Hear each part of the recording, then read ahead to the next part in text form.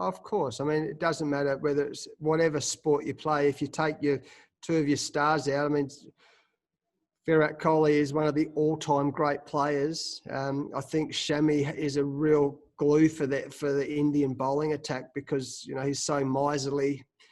He's very, very skillful. So, of course, it gives us an advantage, but it's not an advantage that we just know we've got to keep working hard on all the processes that we've been talking about for some time. We know we've got to start strongly on day one. We know we've got to keep the pressure on Rahane if he's the new captain of India for these next few test matches or this test. So our processes don't change, but whenever you take the best players out of any cricket team, then of course it weakens them. That's just reality. So yeah, that gives us an advantage. It's none of my business. I have enough. If you think about last week, the stresses that we had with selection and the conjecture, and we had lots of injuries. We've had lots of injuries this summer already. So I empathise for the opposition, but it's none of my business what they do or what they say, except to know I know what it feels like.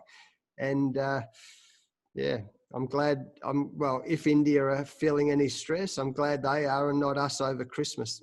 Oh, we've got selection conundrums every game, one way or the other. So, yeah, Davey, he had a good hit yesterday. He's still a bit of a way off with his running. We know how dynamic he is. I mean, there's no one more dynamic in the game with his running between the wickets, with the way he fields. So he wants to make sure he's 100% fit for that, because he gets great energy personally, and as a group we get great energy out of that.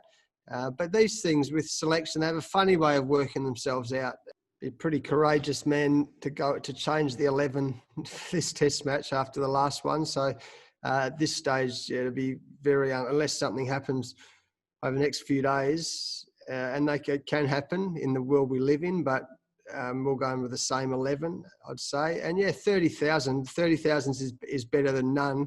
And it wasn't that long ago, probably a month or a few weeks ago, that we wondered whether we have a Boxing Day test match in Melbourne. You know, every time I come here, I pinch myself. Being at the MCG, I've come here a lot, obviously, but it's just an amazing stadium. Boxing Day, there's so much hype about it.